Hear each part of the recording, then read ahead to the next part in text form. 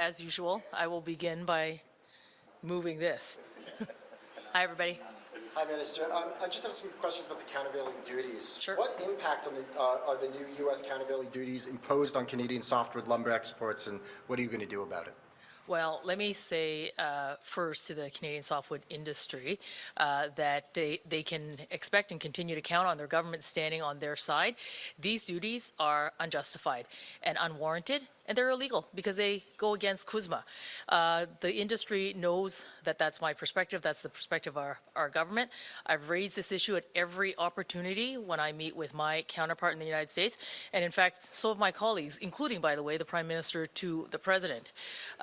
We're going to continue to stand up for the Canadian softwood industry. I issued a statement yesterday of our intent to file a judicial review. I'll have more to say about that in the next number of days. But we are at CUSMA panels, and I would say that I've urged the United States to come in line with CUSMA on this, but we will continue to defend these unwarranted tariffs. Why are you doing this now? I mean, the softwood lumber duties and this argument with the U.S. has been ongoing now for, I think it's 6 years. Why this move now? We continue to explore new ways. We have to continue to explore new ways because the industry expects me and expects my government to.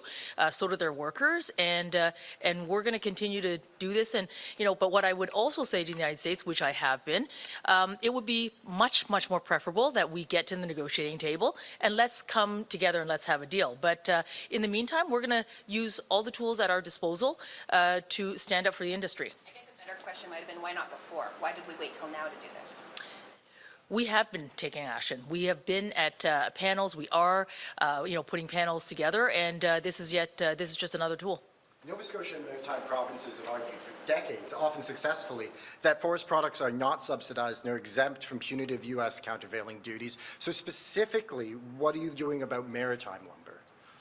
Well, I've been working very closely with the industry here in the Maritimes in particular, and that argument, by the way, is exactly the argument that we have in fact successfully defended in forums like the WTO, and in fact in previous panels. I mean, it has ruled exactly that conclusion to Canada, which is why it's so important that Canada continues to defend our interests against these tariffs, and because they are unjustified. And they are, in our view, against our trade agreement.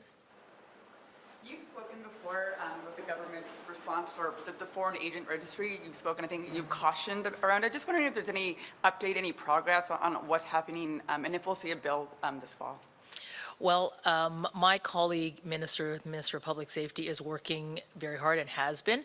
And what I've said in the past and continue to is let's make sure that we are talking to communities across the country, because I believe we can have a strong registry, but one that also considers any unintended consequences for communities across the country. So our government is going to do this work, and I know my colleague, the Public Safety Minister, is very much on top of this. Do you think they've been able to weigh? Thanks so much, everybody.